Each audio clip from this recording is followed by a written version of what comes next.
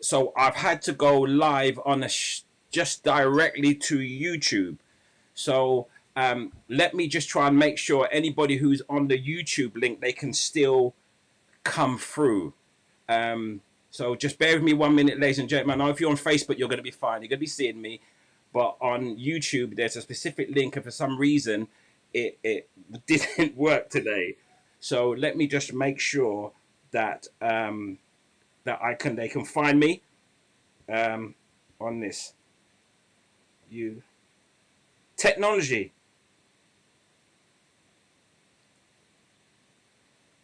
If not, we'll just have to just run as it is. I'm gonna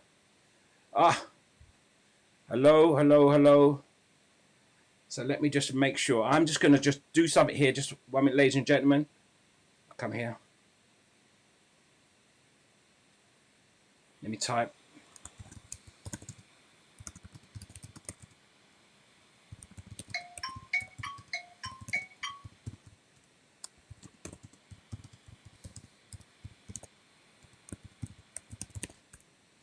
Yeah. Okay. Right. I wonder if you can hear me now. I wonder if they can hear me. Let's make sure.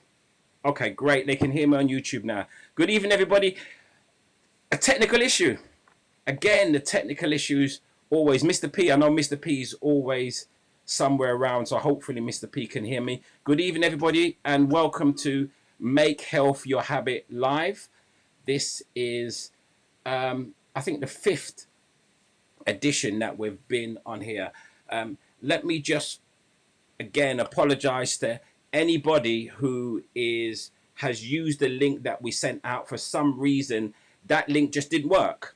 I don't know, it has never worked. It's been working all the time, but for some reason today that link did not work. So if you're using that link, we are on YouTube, but where we're streaming from on YouTube, I'm not sure, but we're gonna carry on regardless.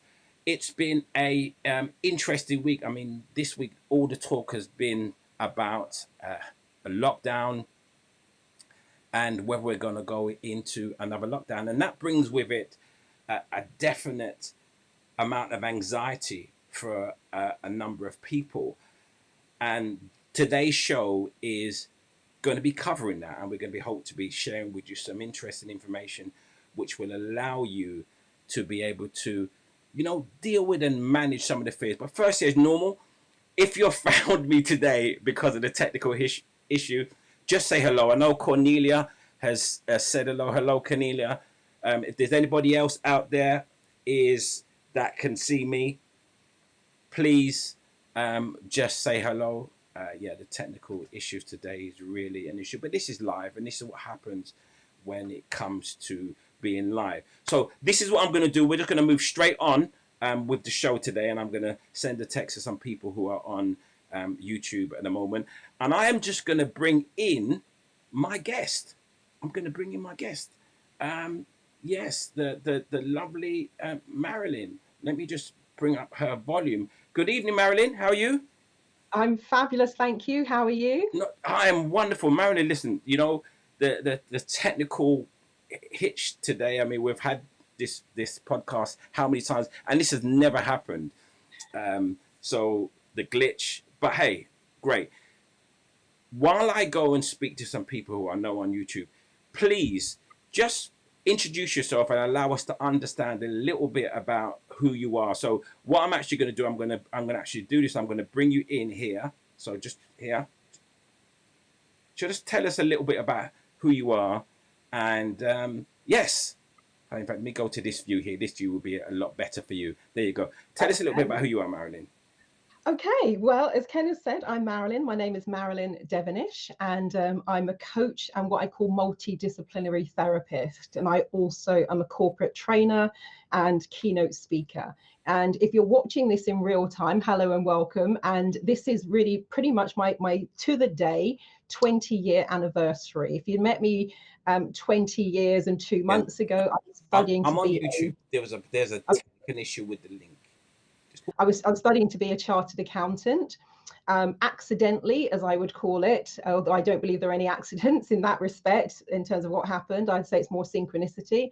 But accidentally, I signed up for a personal development workshop because I was very quiet and very shy, lacking in confidence, and I wanted to improve my communication skills.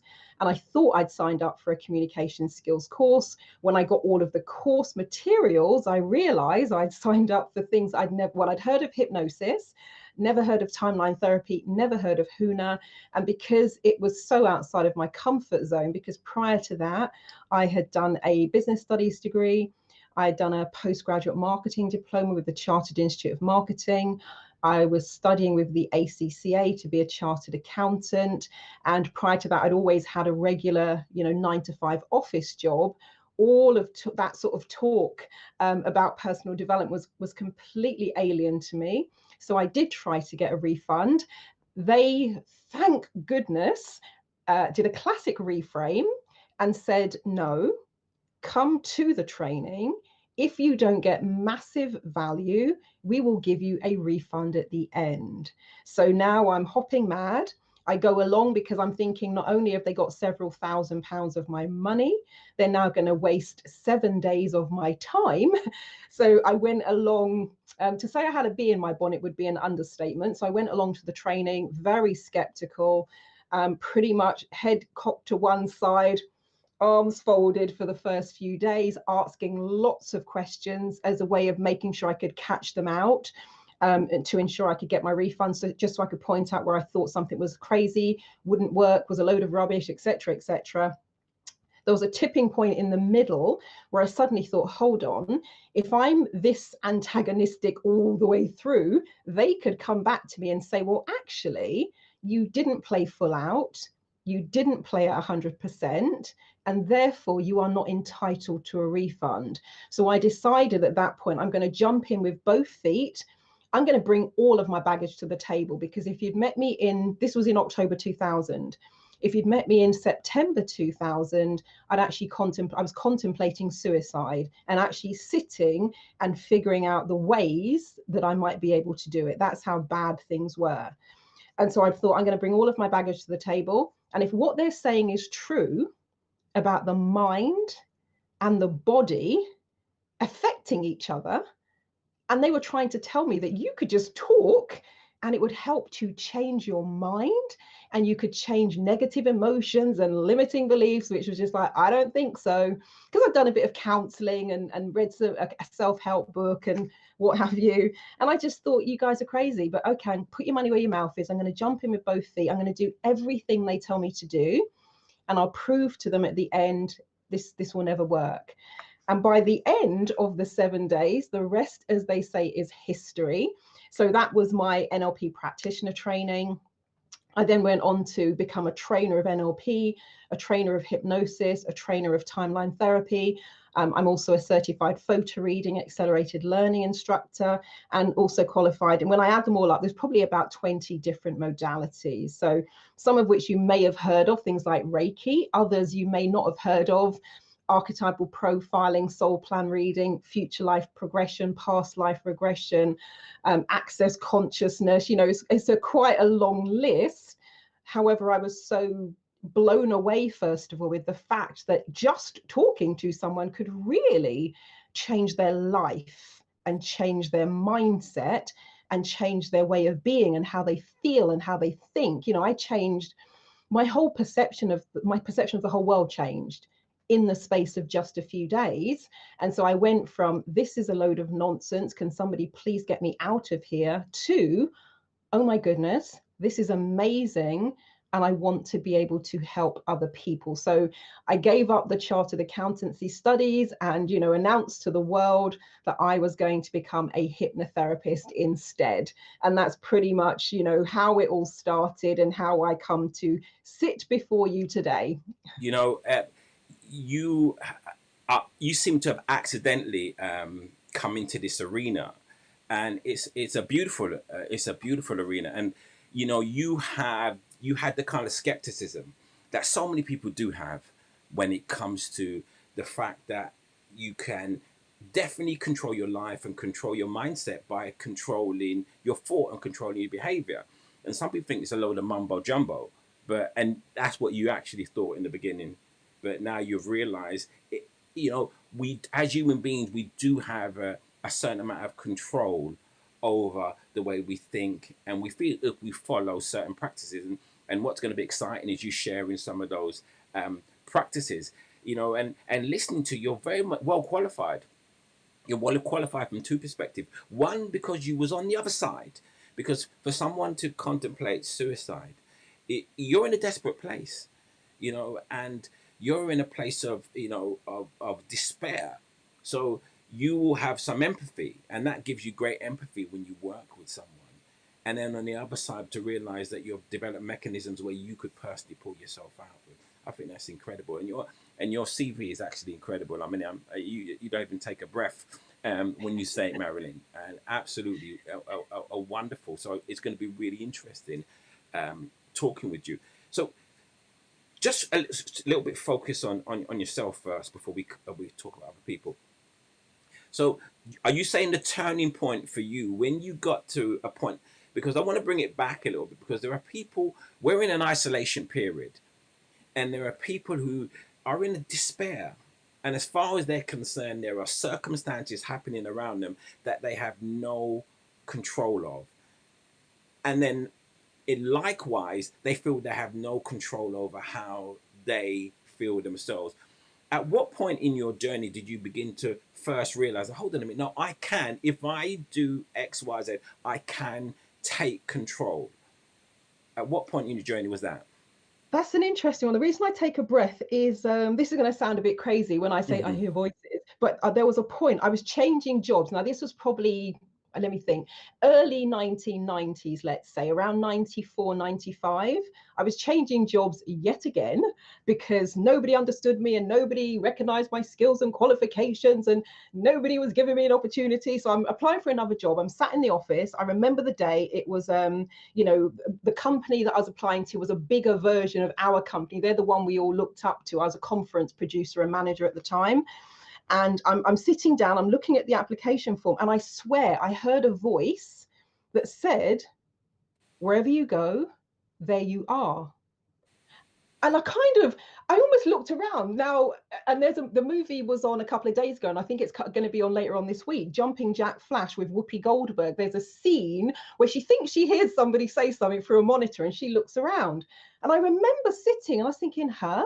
Now, it took until the year 2000 for that to dawn on me properly. But in 1998, there was a crunch point where my partner at the time, and this is really the first time I was heavily tipped over the edge, found out my partner had an affair, and that was devastating.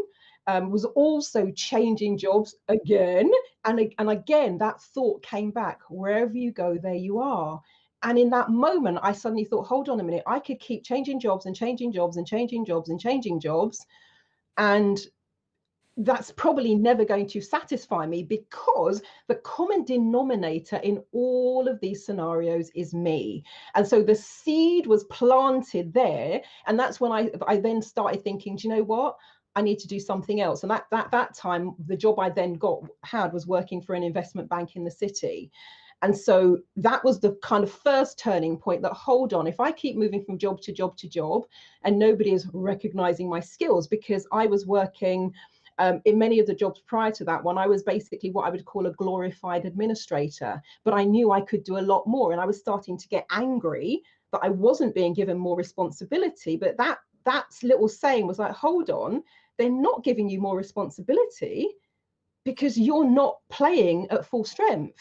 You are coming in at this role because that's what you think you can do. And so that's when I decided, okay, I'm going to give this up and I'm going to become a chartered accountant. Now, in my mind, I thought that would give me confidence, and I thought that would give me gravitas.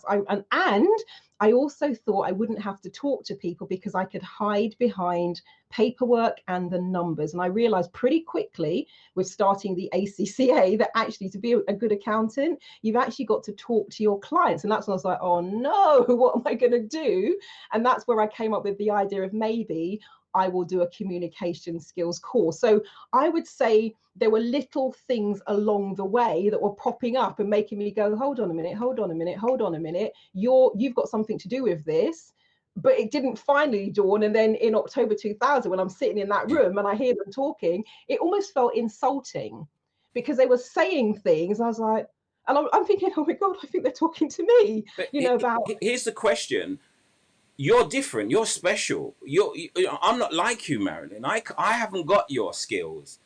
You talk. I'm not like this. I can't do what you do. What would you say to individuals who are watching, who would think that? The thing I would say is when I was in my early 20s, I was diagnosed with what was thought to be early onset Alzheimer's. So Mm-hmm. you could ask me a question, give me a task to Mm-hmm. do. If I didn't write it down immediately, gone. Mm. No idea what you said. And at work, in the final job that I had before I went to study and become a chartered accountant, people thought I was super efficient because they would say something to me, immediately the clipboard would come out. And if I didn't have a Mm. clipboard, I always had pockets in my suits. I would pull out my pack of post-it notes and my little miniature pen. I'd write down what they said. And the running joke was, hey, Marilyn, where am I on your list? Or where am I in the stack of post-it notes? And I just became across as extremely efficient. Or if I hadn't had a chart, if somebody caught me in the corridor and they'll say something to me, I get back to my desk, completely forget. I would have to wait for them to go, oh, Marilyn, how did you get on with booking the meeting with so-and-so and so-and-so out in Japan? I go, I'm just going to double check on that now. And then I'd have to go, book me, and I'd have to then do it then and there. So I was almost starting to live in fear as well, because it's like, oh my gosh, any minute now. And I haven't met many people who have been diagnosed in their 20s with what was thought to be early onset Alzheimer's. So I will always say to people, you are most likely starting way ahead Okay. of where my journey That started. makes sense. So in other words, there was nothing special about you, with the greatest respect, because I think that's what people sometimes see. People are always in control as these super person, superwoman, superman, and I always do my photo reading workshops, because when I'm talking to people about reading at yeah, 25,000 words a minute and photo reading a yeah, whole book in 5 minutes, you can just see, number one, their eyes go to sources, and then you can see that thing yeah, going, what did he say? So I always say there is absolutely nothing special absolutely. out there in terms of the skills and abilities. All I'm teaching you to do is tap into what is already inside. Okay. And this is now just a way of bringing it to the forefront and to the surface. So this year 2020 has been a year that we have never experienced before. I don't think there's been a precedent in our lifetime for what's happened this year. And right on the outset of this, I was discussing not the physical side, but the mental side that this coronavirus would have. And when we realized the isolation, um, it really came more to the forefront. Now, there may be people watching this here now who, living by themselves, and they may be in fear, not just of getting the coronavirus, but the isolation that you're at home. We'll talk about people working from home in a moment. So if someone's watching this, they're at home, because I know there are people who haven't left their home for months or only left their home very sporadically. You know, what would your message be to those people? A few things. One of the things I would definitely say, if let's just say they're watching us now, so we know they have some access to Mm-hmm. technology. Mm-hmm. So the first thing I would say is reach out and get over the idea that you cannot connect online, and start thinking about all the ways that you can. Because I've been doing online coaching, online training, and online therapy since 2005. So for those in real time, that's 15 years. I've also been running online groups for, I think, since 2013. And I've had people become absolutely amazing, incredible friends who care about each other, who love each other, and they had never met. Mm-hmm. So, number one, recognize that it is possible to still get some form of human connection online. If you're old school, you might want to think about picking up the phone. Mm. If you're slightly more new school, you might want to get with family and friends and, let's say, start up a WhatsApp group. So the first thing I say is reaching out. And I'm still a pen and paper girl. So you might even want to write a few letters. And with the letters, one of the things I'd suggest that you do, if you have a favorite perfume, like I've got a friend who still loves her Chanel No. 5, for example. So my suggestion is, if you have a favorite perfume, once you've written the letter, spray a little bit of perfume on it so that when the recipient receives it, they have a sensory experience of you. Because if you have a favorite perfume, people, you walk into it and they go, oh, so and so's here. So do some fun things like that will be the first thing. Now, if you're watching this and go, I haven't got anybody to ring, I haven't got anybody to WhatsApp, I haven't got anybody to write to. When I was in that place and that space where it felt completely dark, I actually phoned the Samaritans. I was actually looking through what was then the yellow pages, looking for, I just knew the word counselor. I thought, if I find a counselor, I'm going to find a counselor. I didn't really know what that meant. And while I was going through the yellow pages, I saw an advert for the Samaritans. And I was like, they're free. So I don't even have to book a session. And I don't have to make an appointment because it said 24 hours. I was like, are you kidding me? And so that's what I did. I actually phoned the Samaritans. And I now know, because I then the following year became a Samaritans volunteer myself. So I was the person on the other end of the phone because it helped me so much. I was on the phone for 4.5 hours. I now know that I kept that person well over shift, because a shift in our branch was 4 hours. But I just talked and talked and talked, and I just got everything off my chest. And there are places, the Samaritans is now not the only place. There are so many of those opportunities. And when I was growing up, there was an advert by British Telecom, they called BT, and they had a character called BT. Maureen Lipman played the part, and the strapline was, it's good to talk. And that's one of the things I'm always saying to people. And if you can't talk and you don't want to do that, the next best thing, and this is actually, I pulled it off the shelf last week because I was moderating an event for the Watford Palace Theatre, and it was called Tell Us How You Feel. And I got this off the shelf. I've not read it for a good 10 plus years. This is the journal that I wrote in 1998. I didn't want to talk. I was actually going to ask you about journaling. That was my next question to ask you, because I understand, journaling can be quite therapeutic. Absolutely. And now I read a little extract of it when I pulled it off the shelf last Sunday, and I was like, oh my goodness, there's one or two pieces I actually do remember writing them. Others I'm looking at it and like, wow, I can't even believe, it was almost, there was a line in there saying, will I ever feel any different? Will I ever feel this way? I'm so depressed. So when I'm reading the words, I'm like, oh my goodness. But that was my out back then, because I just couldn't think of what else to do. So I just started writing, because I just started writing. And that's one of the reasons I often say to my breakthrough coaching clients, better out than in. Find an outlet. For some people, it might be drawing, singing. For me, one of the biggest things that I ever did for myself in terms of, what can I say, bringing myself back into some form of alignment. And it's something I started doing in 1975. And I've been prescribing it to my breakthrough clients for the past 20 years. I now call it the dance break. But in 1975, with all the stuff that was going on in terms of childhood trauma, I used to close the living room door and I just used to dance. Okay. Me and Elvis Presley on a Saturday afternoon, or me and Michael Jackson, and whatever record or LP I had, I would just dance. And I just realized that just made me feel better. And I felt more, it's a weird thing to say, but I always wanted to meet Elvis. I was devastated when he died, and I always wanted to meet Michael Jackson because they saved me.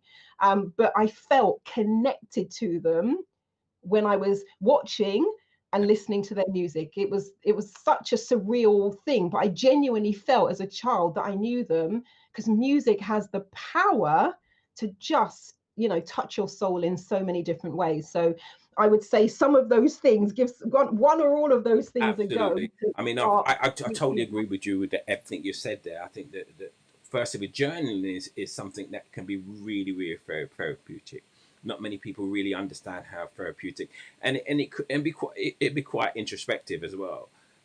when you're journaling. Music is something that people recognize, but I don't really feel they recognize the power that music has to soothe a soul.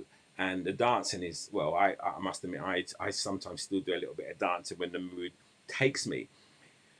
The word mindfulness comes to mind because when I read about what you do, mindfulness. So, for the benefit of the people listening, what is mindfulness?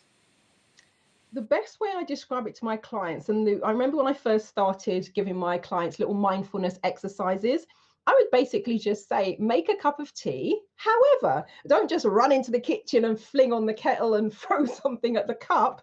I would say, be present to everything you do. From, let's just say I was going to get up from here. So I'd be mindful about getting up from here. I would be mindful about walking to the door, putting my hand on the door handle. I would be mindful about maybe my breathing changes because now I'm getting more into motion. And then I would be mindful about filling the kettle, hearing the water running as I fill the kettle, feeling the click and hearing the click as I put the button on. Then you get that thing where you're present to just hearing the water bubbling as it's starting to warm up. Feel the cup as you hold it, put it on the counter. Get the box of, for me, herbal tea bags. I'm mindful of opening the packet. So for me, it's that whole thing about being present to the moment.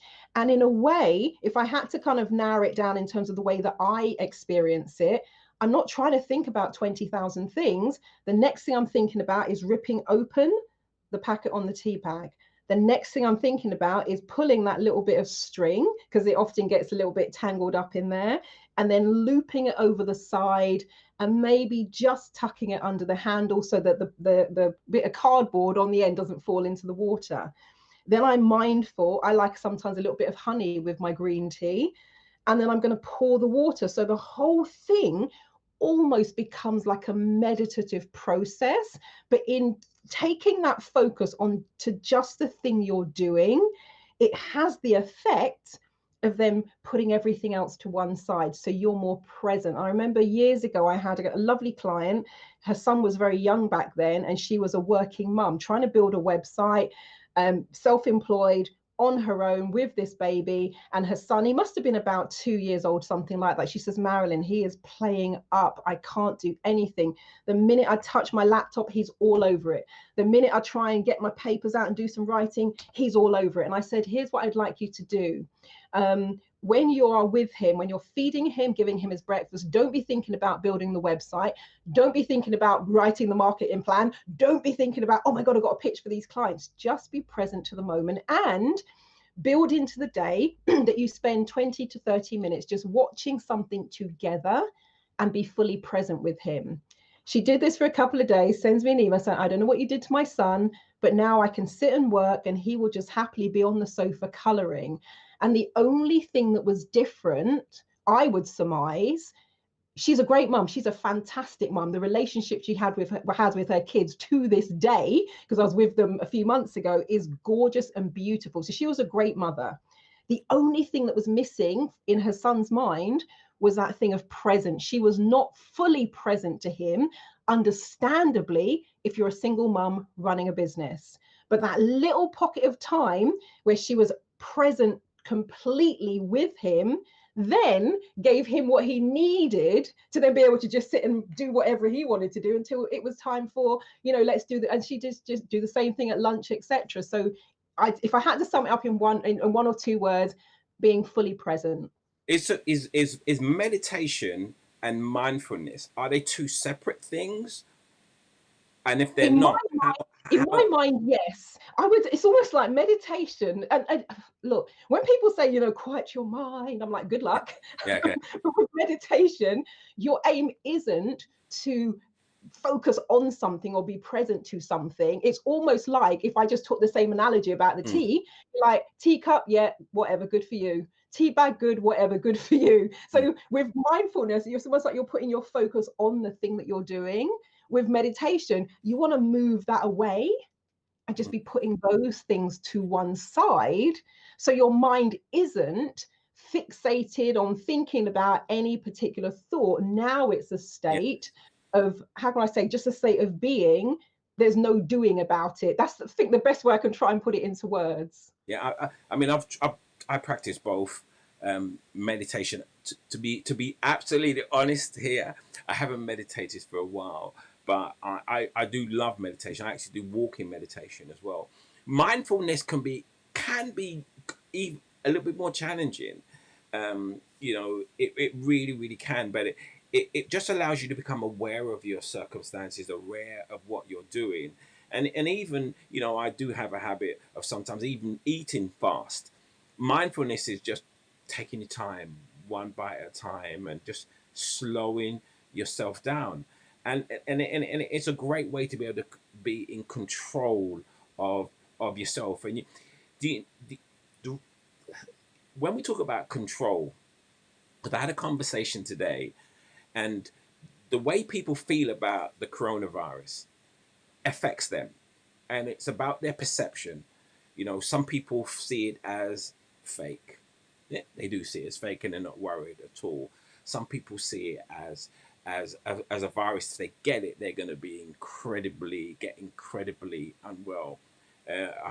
Someone who I know called me today, said they were diagnosed as positive from the coronavirus. Whether it's real or not is not the issue we're going to discuss now, but it's about the perception, and the perception people have of the coronavirus, and how to manage that perception. Because I think that the news and the media have done a great job in whipping up a lot of fear in people, which really forms the bedrock of the way some people feel about this coronavirus period. What would you say to people about managing their perceptions, managing their consumption of media, managing the way they discuss, or the way they view this period we're in? Well, one of the things that I'm noticing is there's a lot of divide now happening.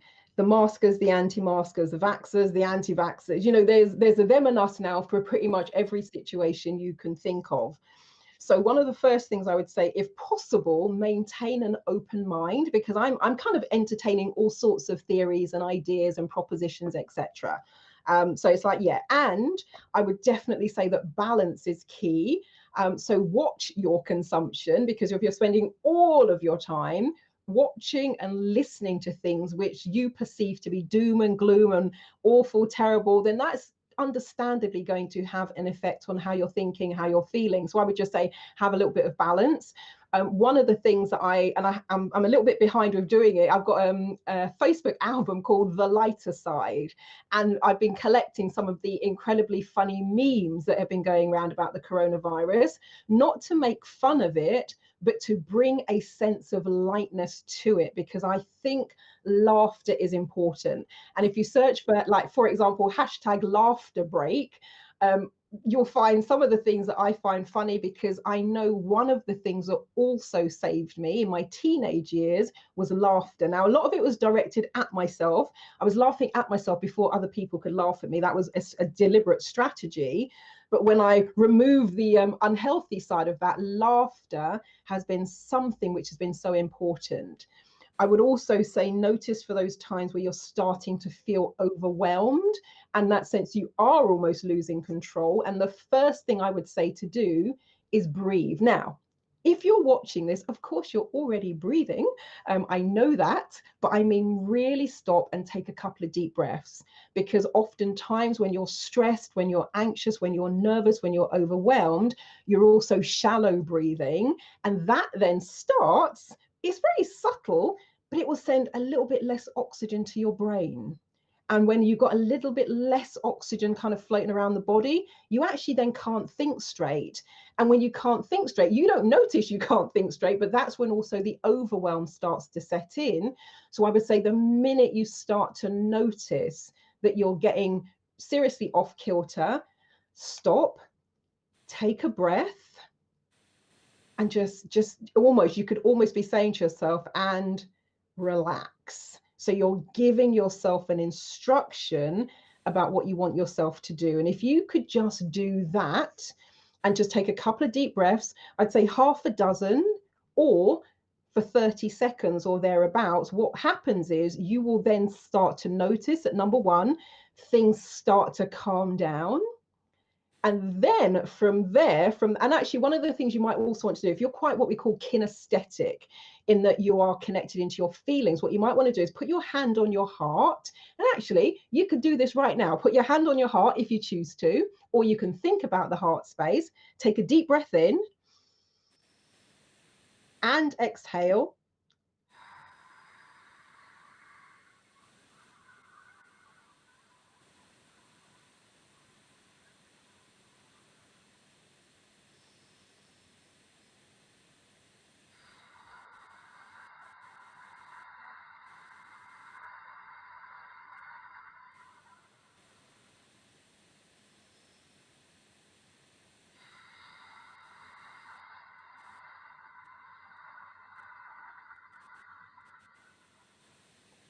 And I'm telling you, just the act of doing that, you will start to feel a sense of internal alignment. And if you could do that, half a dozen deep breaths, do that for 30 to 60 seconds. And what you can also do, if you wanted to, if you have your hand on your heart space, you can imagine breathing in through the hand, breathing into the heart. And for me, I'm a fan of Huna Ha breathing. So you breathe in through the nose, you breathe out through the mouth, you make a ha sound. But any breathing practice will do, just to start to bring yourself back into alignment. I'm going to ask you. This is I'm a fan of something called heart math, and it's where they breathe. Yeah, you understand how that works. That was lovely, and a lot of people would look at that and not recognize the power in what you do. So there are two things I'm going to ask you to do here now. All right, I'm going to ask you to go through, not just go through that whole procedure again, but I'm going to ask you to give people that strategy, how long the components of it, how long would it be for, and then I'm going to ask you to show them how to create an anchor. So when they feel it, whatever they do, if it's a slap, clap, whatever, so just run through that process and then speak about an anchor and how they can create an anchor. So the moment they feel this kind of tense, they just the anchor, and then they go through the motions. Now, the first thing I'm going to say about the reason I'm smiling with heart math, yeah, I've got the heart math app on my iPad, have had for a while. I was getting ready to go to Spain to run a series of workshops. The last almost, I think it was last November, so around about now I was gearing up to go. So I was just booking the flights. I'm flying in the morning, haven't finished packing, haven't designed the workshop, boom, boom, boom, boom, boom, boom, boom, and I could feel myself. And I was like, actually, I've always known intellectually that the Huna Ha breathing and some of the little techniques from photo reading will bring you into coherence. Mm-hmm. That is the term. You guys just, look up heart math, look up coherence. We won't go into it now, but just Google it. You'll find a ton of information. So what I did in that state, and by the way, my internet went down, and that's why I was so behind. Mm-hmm. And Virgin Media had just told me they cannot come for another week and a half. And I was flying out 2 days hence. And so it means now that all the preparation I wanted to do and all the stuff I wanted to do online, I've got no internet. And I actually needed an engineer. So now I can feel all of this building up as I'm trying to get ready and trying to book the flight online when everything went down. And I was like, let me just go and get that heart map app. So I put the little electrode on my ear. I fire up the app. I did 30 seconds of heart breathing. And I went from into, according to heart math, perfect coherence. Mm-hmm. So that is why I absolutely know it works, because I've always suspected that. I've suspected that for the last 20 years that I've been doing Huna and known about heart math, but last October I actually saw it in action using the heart math app. So to now come back and just break this thing down, first thing you do is just take a deep breath in, because and if you've done meditation, yoga, martial arts, even sports, it normally starts with the breath, and a lot of the success of what you're doing is going to be predicated on the breath. So we as human beings are naturally hardwired to respond to taking a deep breath in and exhale. There's almost something in our mind already that is almost like a little mini anchor,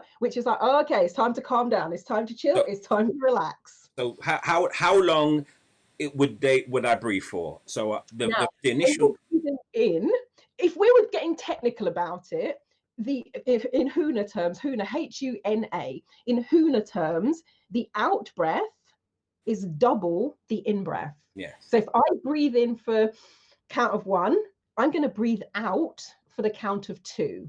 If I breathe in for 2, I'm going to breathe out for 4. If you've got really big lungs and you breathe in for 8, you breathe out for 16.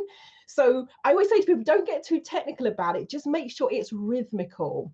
And when you're breathing in, don't do the thing that, you know, if you say to a load of kids, breathe in, they often go, and you see everything rise up and they're sucking themselves in. But what you're actually doing is compressing the lungs. So you haven't got as much lung capacity. So when you're breathing in, you allow the stomach gently to rise. And if you watch a baby, you know, sleeping, they breathe like that naturally. They're, you know, the kind of lungs, stomach go in and out as they breathe. So as you breathe in, you just gently, no forcing, just gently allow the stomach to rise, and that gives you more room for lung capacity. So let's just say you breathe in for the count of 2 and breathe out, making a ha sound for the count of 4. So that would, if you're getting a bit more technical, that's how you do the breathing. And I would say 30 to 60 seconds is plenty good enough to automatically start to feel that sense of calm coming in. Can I just, would we be standing up or would we be sitting down at this point? My recommendation, if people aren't used to breathing in this way, sit down, because people often get lightheaded. So if you're standing, suddenly you've got this extra rush of oxygen going through the body and you're not used to it, you can actually feel lightheaded. So I definitely say at first, do it sitting or lying down. So it'll be 30 seconds of that breathing. Yeah. So, and then after the breathing, what is it, would that be the whole process that would help bring us into alignment, 30 seconds, or do we do something after the breathing? Well, what you could do is some components of, let's say, step 1 of photo reading, if we wanted to go a little bit further. So there's something, I first learned about it in Huna, it was called Hakalau, but then I realized I had heard about it in human biology, where you talk about peripheral vision. So when people are stressed, they're often in tunnel vision. Oh my goodness, what am I going to do? I don't know what to do. And it's almost like everything is literally closing in. When people are more calm and relaxed, they tend to be in what you call expanded awareness. So they're more here. And in physiological, biological terms, it sets off something when you're in expanded awareness called the parasympathetic nervous system, which is the body's kind of natural relaxation response. So if you were also relaxing your breathing and also just imagine that your field of vision and awareness is opening up and expanding, so that even though you're looking straight ahead, you have a sense of what's going on either side of you. What that automatically does, it's like flicking a switch, and you go from stress response to the body's natural relaxation response. So that's another thing that will then start to change how you're feeling physically if you expand your awareness. And you can do that eyes open or eyes closed, because I can sit here and close my eyes, relax my breathing, and I can imagine what's on my left and what's on my right. I can even imagine what's behind me and what's in front of me. So I don't need to have my eyes open to do that. But you can also do it with your eyes open. And what it does, it then starts to add to that sense of relaxation. It adds to that sense of calm. And the sympathetic nervous system we'll speak about in a moment. But so we have that exercise that will last about 30 seconds to a minute. How would, what was the best way, would you say, for someone to create an anchor? And I think you might have to explain what an anchor is. So, because I think it's important that, you know, people can learn the methodology of creating a simple anchor, which then triggers them to be able to do that. An anchor is something, so it's normally some kind of physical gesture that you do and it's connected to something else. I'm going to use a weird example now. If you're of a similar era and age to me, there was a guy called Nick Kamen. Even for some people, I say Nick Kamen, they know exactly what I mean. I could then go on further and say Levi jeans. They could know what I mean. I could then go on further and say laundry, laundromat. You'll know what I mean. And then I could say heard it through the grapevine. You'll know what I mean.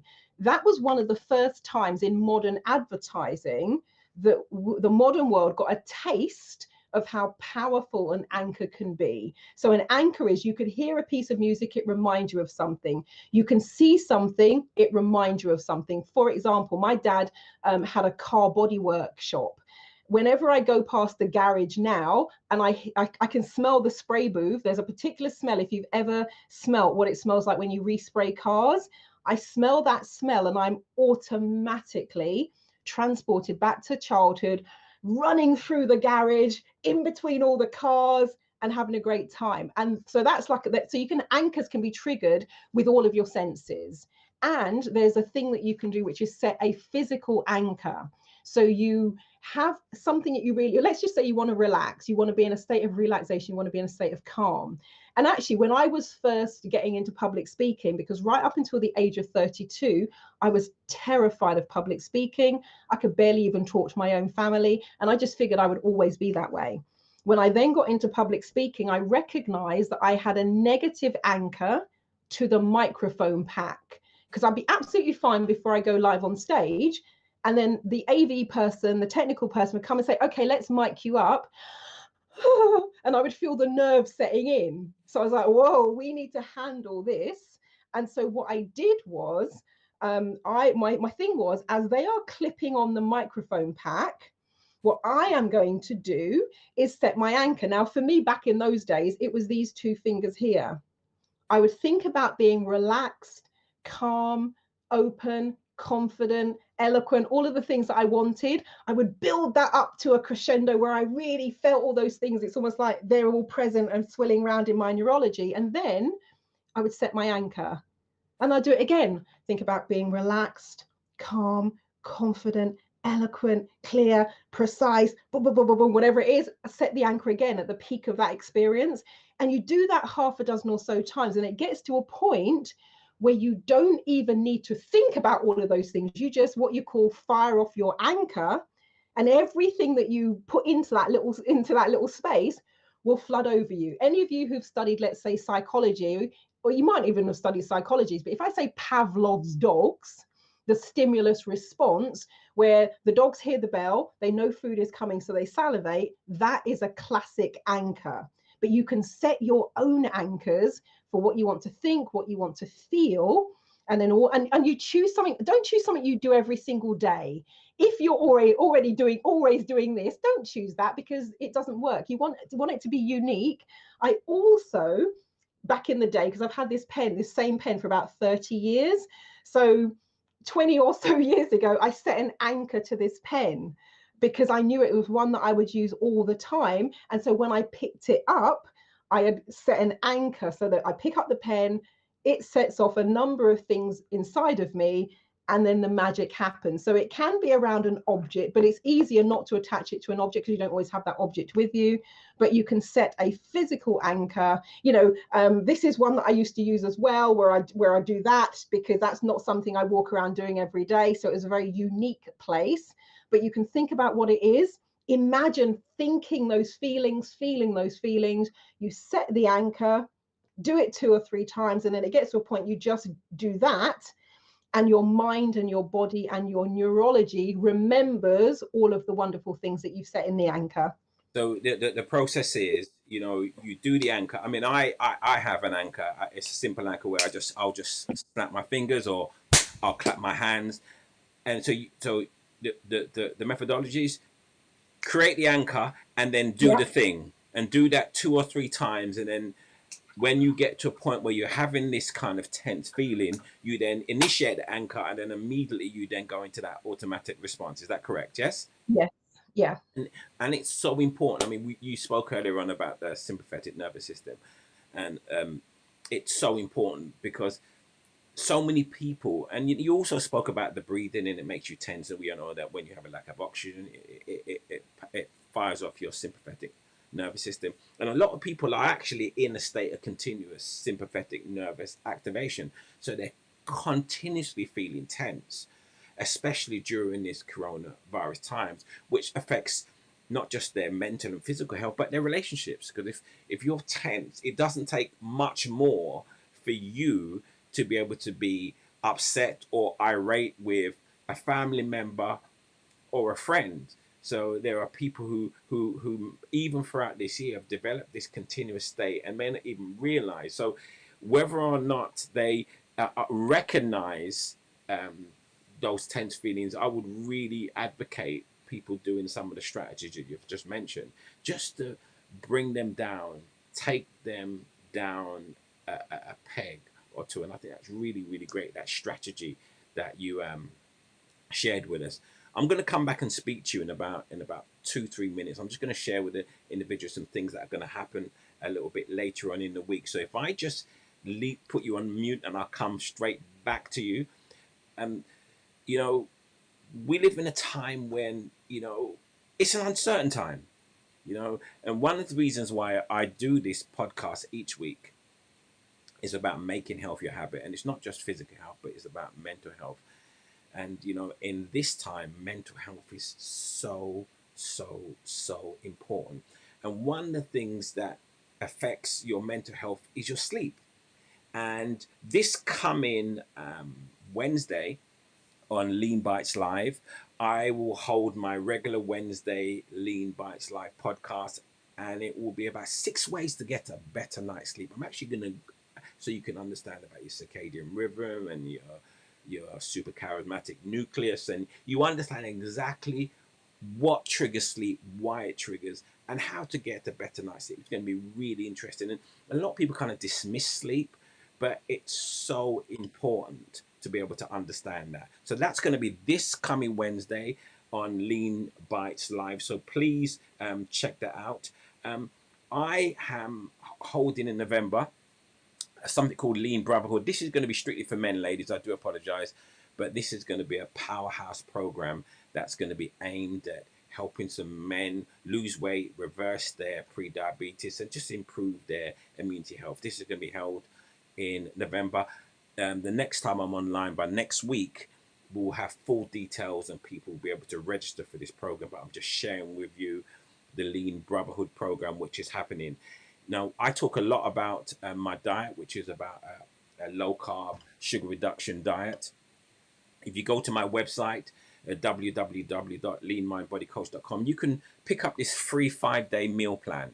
It's a beautiful meal plan, and it allows you to be able to eat sugar and refined carbohydrate hydrate reduction food for 5 days. Absolutely beautiful, fully detailed menu. Go to my website and you'll be able to just register on the mailing list, and you'll be able to download this 5-day meal plan. It is absolutely wonderful. And my book, The Lean Mind Body Coach, you can also go to my website and look. Yeah, if you fancy the book, it's there as well. But we'll be back here. And next week's going to be really interesting. Let me just make sure I have this. So next week here, and we are going to be having this. It's going to be an interesting one. We're going to be having called the men's room, and this is where we're going to be. There's going to be 3 articulate men next week here, and we're going to be discussing men's health, and it's going to be deep, it's going to be real, and it's going to be open. So men, you need to tune in next week. Women, get your men to tune in next week, because we're holding something called the men's room next week. This is going to be a real deep and an enlightening episode. So that's the advert for today, and just sharing that with you. Marilyn has so many. I mean, she has an absolute wealth of knowledge and skills. And I'm not just saying that. I was incredibly impressed by your CV, Marilyn. And I know Oh, I was impressed. And I know we've just touched on one aspect of it, which is really about, the mindfulness, about we do have that power. We do have that power. And I have a strategy, if I can just share it, and you could possibly give me your thoughts on that. And it's a simple strategy. It's called the circle of influence. you know and when things get really, really trouble, so I draw a circle, and then in that I draw a big circle, and then in that bigger circle I draw a smaller circle, and then I kind of list all the things that are worrying me, all the things that are concerning me. And then what I do in the middle circle is what I call my circle of influence, and the outer circle is my circle of concern. And I place, so in the circle of influence are things that I can have impact on, and outside of my circle of influence, they're things that concern me, but I can't really do much about them.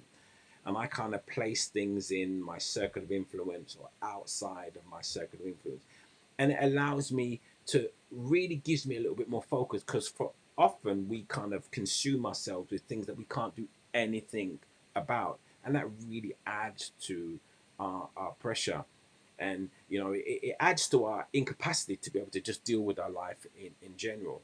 So I think one also the message that you have come up is about your focus.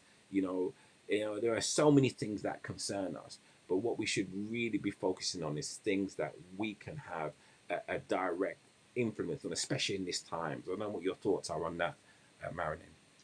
Well, it's interesting. You were, I came, well, I was thinking about, tips just for each of the four aspects that you said you wanted to talk about today. Yes. And one of them, in terms of how to deal with stress, was what I call go meta, where you actually take yourself out of the situation Mm-hmm. and take a step back. So Okay. it's similar to that circle of influence. Then you go, whoa, because when you're in it, my economics teacher, when I was doing my business degree, I never understood what the man was talking about, but he would say pretty much every single lecture, and he'd move his head like this as he said it. He'd say, well, sometimes you just can't see the wood for the trees. And we'd all go, oh, because we didn't actually understand what that meant. But actually what it means is what you were kind of describing there. It's like, okay, this here, this goes here, this goes here, this goes here. What can I do? What can I do? And then you take a step back from that. And what that does is it gives you a sense of perspective, and it takes you out of the eye of the storm and Mm. just gives you a moment to be able to go, okay, what can I do about what I've just written here? Or if people do it physically, then the spaces that they've designated on the floor. But it's that whole thing about, okay, from a coaching perspective, one of the coaching questions that I would say to people, if you're doing that exercise where you're going to go meta, once you've taken yourself out of the heat of the situation, the question is simply, what should I do next? What's my next? Mm. It's literally, what's Yeah. my next move? And then from there, because your mind is clear, if you've done the breathing and just get yourself aligned, you ask the question, and your mind and your intuition will answer, and you'll be in a better place to be able to hear the answer. Okay. Great. And so I know you have some. Did I know? I think you had some tips for us along this a few of the areas that we said we were going to discuss in. Um, just speak to the individuals that are working from home, because I know you do a lot of corporate work at the moment. Speak to the individuals, because it must have been a shock for so many people to be working from home and in isolation, and you know not knowing when they're going to go back to work. I mean, because I think the socialization part of work that a lot of people took for granted, they just took that social aspect from of work for granted, and now they're living and working from home, and sometimes on their own. What would you say to those individuals? Now, this is a strange one because it's going to sound really weird when I say it, but I have actually been a flexible working implementation consultant since 2003. What that means is going into organizations to help them design and implement remote, smart, and flexible working policy and strategy. Everything from the practical logistics and the technology side right through to the psychological side, and everything that you can think of in between. And can you imagine going into companies 17 years ago to try to convince them to get people to work from home? Oh, It yeah. was, the hardest thing was convincing them it was actually possible. Yes, Now the whole world has been right. plunged into it. And they And I, realize they can still have the productivity as well. Yeah. absolutely. And I've always said, look, there's more to working from home than being at home and saying you're working. Yeah. It's not that straightforward, and many people have found that out the hard way. A few simple things that I would say to do is, number one, set boundaries. When I'm working, I've got people who like popping in. I don't even answer. You know, I don't even answer, because if somebody has a job, your friend, your partner, whatever, most people wouldn't dream of just wandering into the middle of their office and plonking themselves in front of the desk. You just wouldn't do that. So I can't allow that to happen when I'm working from home either. So there are some clear boundaries. One of my favorite little exercises is also the whole thing around, you must scope the work and figure out the length of your working day and stick to it. Because one of the weird things that happens, and I did an interview with BBC Radio 5 Live back in March, just as all this was sort of kind of gearing up. And I did one on I think the 6th of March and something like the 13th of March. So we weren't fully into where we're at now in terms of lockdown. But I said to them, one of the things people need to watch out for is overworking and working too hard, because that is often fueled by guilt, that you want to prove that you're working, you're not at home slacking and watching cat videos. But that what it happens is people start to burn out because there's no off switch. So I'd say to people, you scope that work. If you know that you're going to do X number of hours, or you have to process, I don't know, 12 reports or whatever it might be in a day, when you hit that number, you're done. You're finished for the day. And you're most likely going to hit that number if it's like, I've got to do X number of things earlier, because you're not commuting. You're not having to talk to 20 people as you make your way to the water cooler. You're not being, well, you are on Zoom, but generally speaking, you're not being called into random meetings just because somebody sees you at your desk. You're not being interrupted with somebody. Oh, did I tell you? None of that is there. So people can just get on with it. But because then they get through things potentially sometimes more quickly, they think, oh, I better do more. I better do more. And now we're heading on a thing for burnout. And I would also definitely say, have proper breaks. Back in the day, I remember one of my first jobs, there was a woman with a tea trolley. You'd hear her coming at 11. It was called 11sies. I worked in a law firm, and you'd hear the trolley coming. And if your office was too far down the corridor, you had to sort of run out, because all the best biscuits will be gone by the time she got to you. But I would say to people, no, seriously, it's true. Have a proper break. Have a lunch break. And even if you do not have a back garden, stand up, at least stand on your doorstep, get some fresh air, look at the sky, take a moment to take it all in. Because if you're just keep going, and also if it helps you, still get dressed for work. Maybe not the full thing. I was actually going to ask that for you, if you should still get dressed for work. Yeah. If it helps, absolutely. Yeah. Do the newscaster thing where, the top half is all, proper, and you might be wearing your PJs. Yes, I could have anything. I could have, just the top half, because there are lots of Zoom meetings, aren't there? Yeah. That's an anchor. If when people get into their work clothes, they feel like work, and then do what you probably, I know as a female, soon as I get in, work clothes off, house clothes on. It's like a demarcation of the space. So do exactly the same thing. When you finish work, take the work clothes off and do whatever it is you tend to do when you're doing that. Yeah.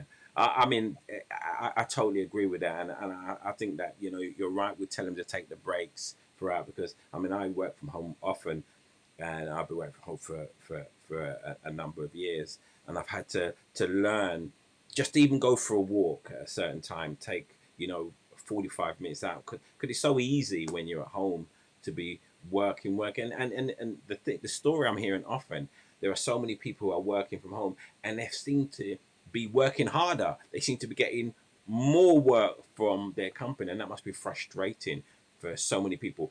Marilyn, if somebody wanted to reach out to you, if someone, because as I said, you have a fantastic CV, you have a plethora of skills. If someone wanted to reach out for you, how would they reach out for you? And tell us about, I think you have an event. I'm sure there was an online event that you have coming up. Am I correct? I have two coming up. So I've tell us got how one. we contact you about the event. Go on. The easiest way is to email me. I'll say it and then I'll spell it. It's Okay. Marilyn@transformationstm.com. So Marilyn, as you can see on the screen, Marilyn @transce, F for Freddie, so Okay. FORMATIONS.com. So Marilyn@transformationstm.com. The website is www.transformationstm.com. And now you're saying that, Kel, I'm going to quickly go and add the Banish Procrastination workshop. That one's coming up early Yes. next Yeah, month. And absolutely. then at the end of this year, for the last, this will be the 10th year now, I've been running something called the Okay. Mind, Body, Spirit, Energy Fest, which is about looking at all of those aspects and how do you bring them into alignment so we hit the ground running when Okay. the new year is Great. coming.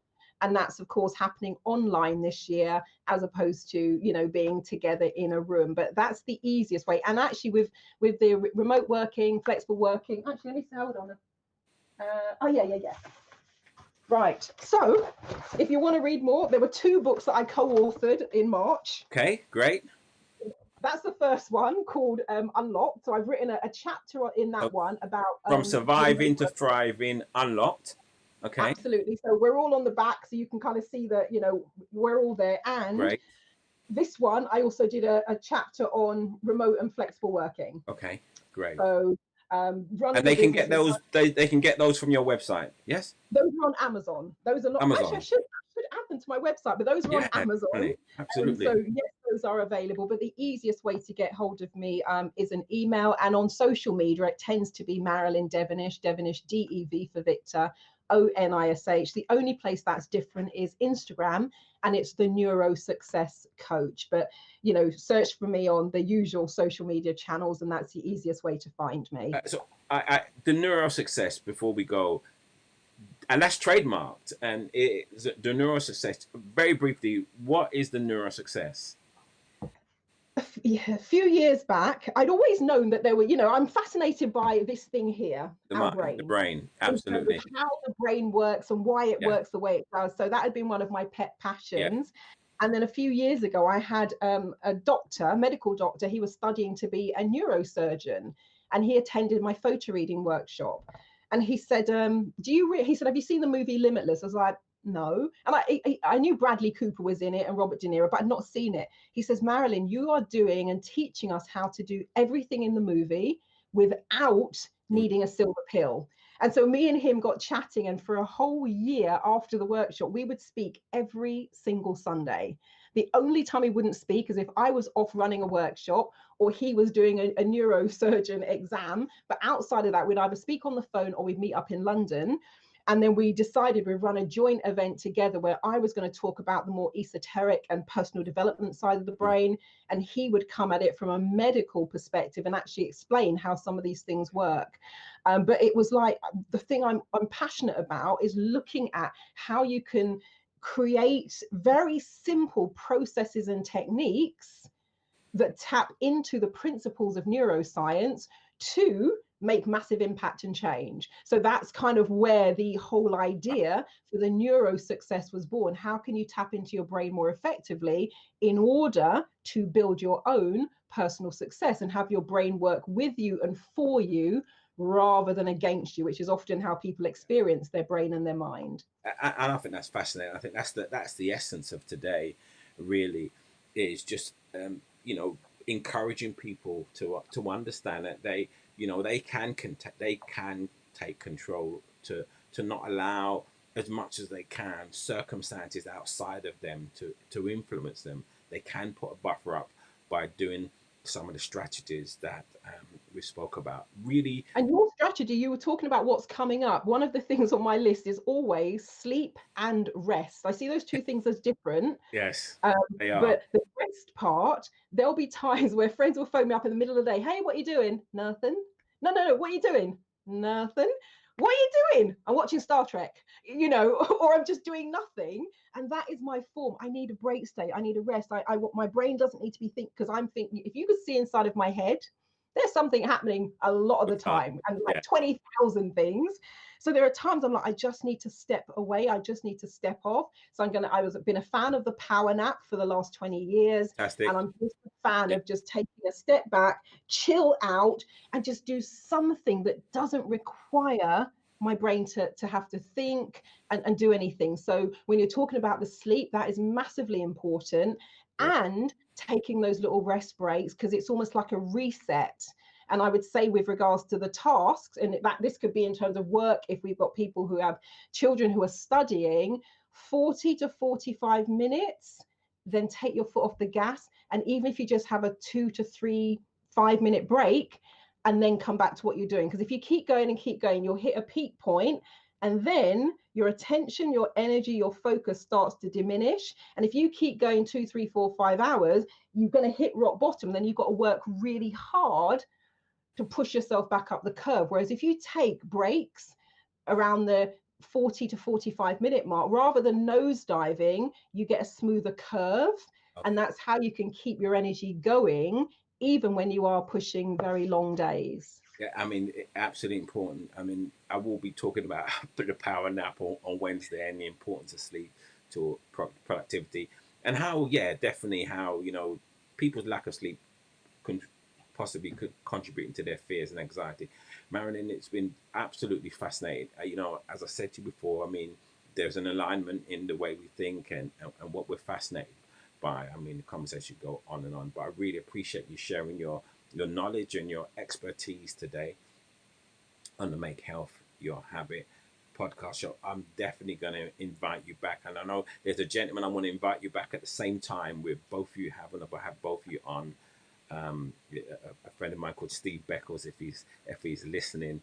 I've had it in my mind. I want to bring you and Steve Beckles back on together to do a real show about the mind and how that works. But for the moment, really appreciate you sharing your expertise and your knowledge.